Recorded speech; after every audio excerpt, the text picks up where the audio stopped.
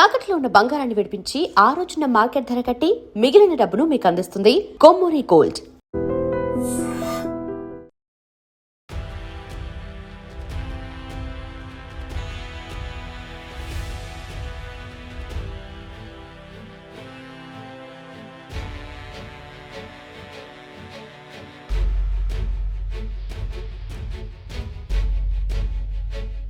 వైష్ణవి సమాధి దగ్గర ఇక్కడ మీరు చూస్తూ ఉన్నారు. అన్నలందరూ కూడా ఇప్పుడు ఇక్కడికి వచ్చారు.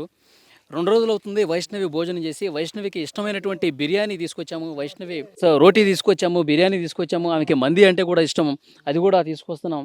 అమ్మా లే అమ్మా, ఒక్కసారి లేచి తినమ్మా, నీకు ఇష్టమైనటువంటి ఫుడ్ తీసుకొచ్చామని చెప్పి 2 రోజుల నుంచి నా చెల్లి వైష్ణవి అసలు భోజనం చేయట్లేదు, నా చెల్లి అసలు తినకుండా ఎలా ఉంటుందని చెప్పి చాలా బాధతో ఇక్కడ అన్నలందరూ కూడా వచ్చి వైష్ణవికి భోజనం పెడుతున్నటువంటి పరిస్థితి ఇక్కడ మనం క్లియర్గా చూడొచ్చు.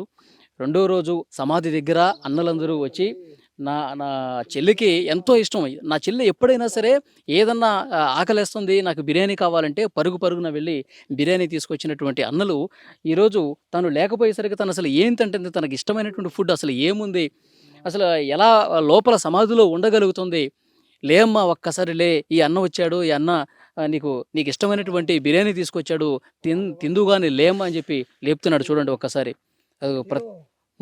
ముద్ద కలిపి వైష్ణవికి తినిపిస్తా ఉన్నాడు. చూడండి నిజంగా అన్నలు ఎంత ప్రేమ పెంచుకున్నారో ఆ చిట్టి చెల్లెల పట్ల. సమాధిలో ఉన్నటువంటి వైష్ణవిని లేపుతూ తను ఇంకా రాదు అని తెలిసినా కూడా ఇంకా ఆ అన్నలు ఎంత బాధకు గురవుతున్నారు, ఎంత ఆవేదనకు గురవుతున్నారు. తినమ్మా, నీకోసం బిర్యానీ తీసుకొచ్చాను తినమ్మా అంటూ చాలా బాధ కలుగుతున్నటువంటి దృశ్యం ఇది. ఎండలోనే ఉంటూ వాళ్ళు చాలా బాధ వ్యక్తం చేస్తూ అన్నలందరూ కూడా మొత్తం వైష్ణవికి 15 మంది వరకు అన్నలే ఉన్నారండి. ఒకే ఒక్క ఆడపిల్ల, చిట్టి చెల్లెలు, బంగారు చెల్లెలుగా అన్నలందరూ కూడా ప్రేమించారు ఆ చెల్లెల్ని. కానీ ఇక్కడ ఆ దుర్మార్గుడు ఇంత చంపేసి, కత్తితో పొడిచి చంపేసి మా చెల్లెల్ని మాకు కాకుండా చేశాడు అంటూ వాళ్ళందరూ కూడా చాలా బాధపడుతున్నారు. అమ్మ తినమ్మా అంటూ ముద్ద కలిపి నీకు ఇష్టమైనటువంటి బిర్యానీ తీసుకొచ్చానమ్మా అంటూ వాళ్ళందరూ తినిపిస్తున్నారు. చూడండి. నమస్తే, వెల్కమ్ టు ఐ డ్రీమ్. నా పేరు వలి. యూట్యూబర్ వైష్ణవి మృతి తర్వాత మొత్తం తెలంగాణ వ్యాప్తంగా ఈ కేసు సంచలనమైంది. భర్త హరిబాబు చాలా దారుణంగా యూట్యూబర్ వైష్ణవిని కత్తితో పొడిచి చంపేశాడు. ఇక్కడే సమాధి చేశారు. ఇక్కడ మీరు చూడొచ్చు దృశ్యాల్లో. సొంత అన్న ఏ విధంగా బాధపడుతున్నాడు చూడండి. ఆ సమాధి మీద పడుకొని, అమ్మ మమ్మల్ని వదిలేసి వెళ్ళిపోయావా చిట్టి, నీకు న్యాయం జరిగే విధంగా నేను పోరాటం చేస్తానురా, నువ్వు మమ్మల్ని వదిలేసి ఎందుకు వెళ్ళిపోయావురా అని చెప్పి చాలా బాధపడుతూ ఇక్కడ సమాధి దగ్గర వైష్ణవి చనిపోయి సమాధి అయిన తర్వాత 2వ రోజు ఇక్కడ పరిస్థితిని మీరు చూడొచ్చు. ఆ అన్న ఎంత బాధపడుతున్నాడు చూడండి. చిట్టి తల్లి, మమ్మల్ని వదిలేసి వెళ్ళిపోయావా, వాణ్ణి వదిలిపెట్టను, ఎక్కడున్నా సరే వెంటాడతాను వాణ్ణి అంటూ అక్కడ ఆ సమాధి మీదే పడుకొని ఎంత బాధకు గురవుతూ ఉన్నాడు చూడండి ఒక్కసారి.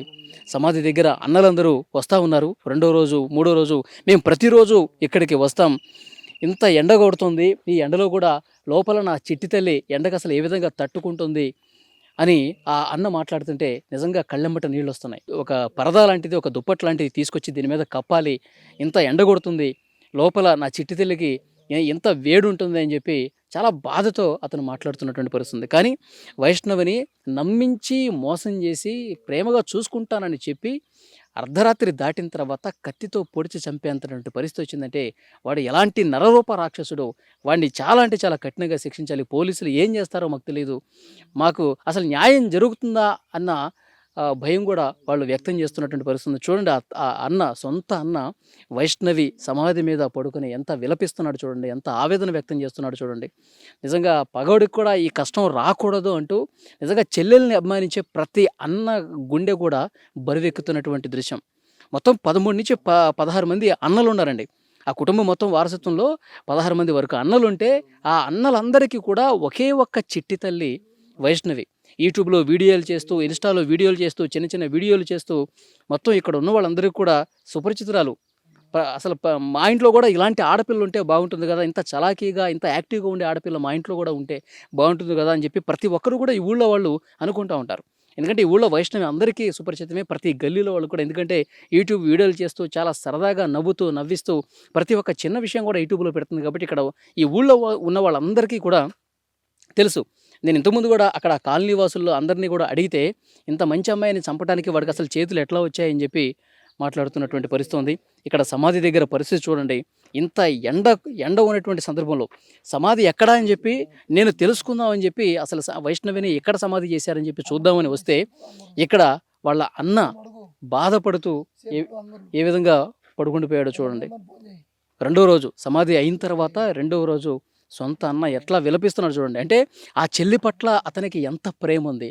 ఆ చెల్లి లేకపోతే అసలు నాకు జీవితం లేదు, ఆ చెల్లె నాకు సర్వస్వం అన్నంతగా అతను వేరే అతను ప్రేమించి పెళ్లి చేసుకునేటప్పుడు కూడా అసలు ఫస్ట్ ఒప్పుకోలా.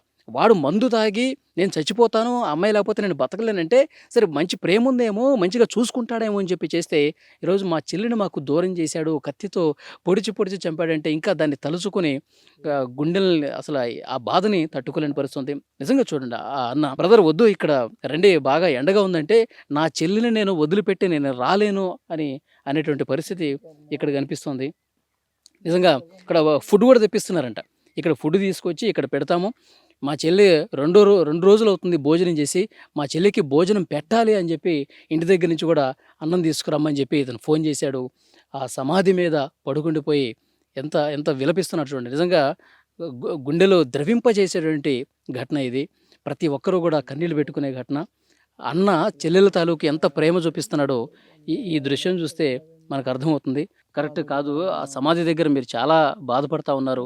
చెల్లెల్ని తలుచుకుంటూ ఇన్ని సంవత్సరాల పాటు మీరు ఎంత ప్రేమగా మీ చెల్లెల్ని చూసుకున్నారో అర్థమవుతుంది. నా చెల్లె కోసం నా పానం ఇస్తుంటన్నా, నా చెల్లె నన్ను స్పిరిట్లో పోయిందన్నా. నేను చచ్చిపోమని చచ్చిపోతుంటే అన్న, నా తల్లి చచ్చిపోతే నేను ఎట్లా బతకాలా అన్న, నా పానం పోతుంది, నా బండి అసలు నా బాడీ పని ఇప్పుడు అన్నగా నీకు ఇంత ప్రేమ ఉంది. అసలు 8 నెలల నుంచి గొడవలు జరుగుతున్నాయి కదా, అప్పుడు ఏం చెప్పలేదా మీ చెల్లెడు వైష్ణవి మీతో ఏం చెప్పలేదా? ఏం గొడవలు లేవని తప్ప నాకు ఏ రోజు కూడా గొడవ ఉందని చెప్పలే. నేను ఎందుకంటే నా ఫ్యామిలీకి ఇంత జరుగుతుందంటే నేను ఇంత చేస్తాను. నా ఫ్యామిలీకి వాళ్ళన్నా ఇంతంత మాట అన్నారంటే వాళ్ళని ఏం చేయనికైనా రెడీ ఉంటానా. ఎందుకంటే అప్పుడు కూడా ఆలోచిస్తానా, ఎందుకంటే కొడతా తిడతా తప్ప సంప, ఎందుకంటే వాళ్ళది కూడా ఒక ప్రాణం అని.